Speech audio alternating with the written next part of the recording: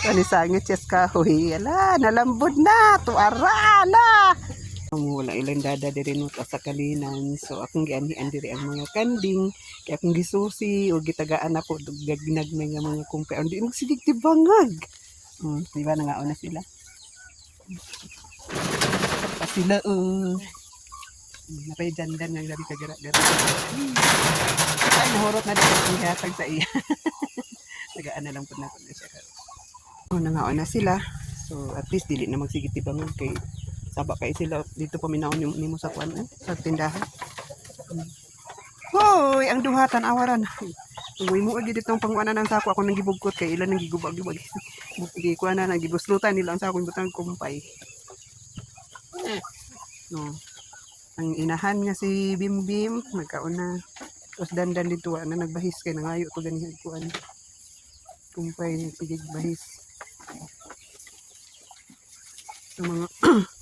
Ang mga pato po ng manok na to dito sa unahan. Ubos sa nursery oh. Nangaon po sila diya sa tagak sa kaning bahog diha sa mga piso nga nasa ibabaw sa sulod sa nursery. Ang uban ani nga mga kuan, nga mga mananap namo diri sa bukid. Ang mga pato ni adiri ang duha ka gansa ni adiri sa kilid nagpahipi oh. Way samok, way saba, busog siguro. Ang uban, tuwa dito sa ilalong. Sa ilalong. Sila oh. Ilalong ni sa tangkal sa kulungan lagi sa mga kanding na sila sa ilalong hulay, nagpalandong. Kaya inisiga naman po karon ng adlaw. Busog pod ang uban. Dito na tuwa dito sa ubos na nga unog mga kuan sa sobra tagak sa mga kuan, mga piso. Ito sila, gibuto to sila din.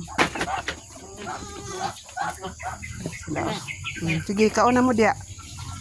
Okay, muuli na ko dito sa tindahan. Dani andan nako sila kay. Samok ginis dandan oy. Oh. Pagkaalingas. Kanisangit yes kahoy. Ala, nalambod na. Tuara, ala. Sige, good.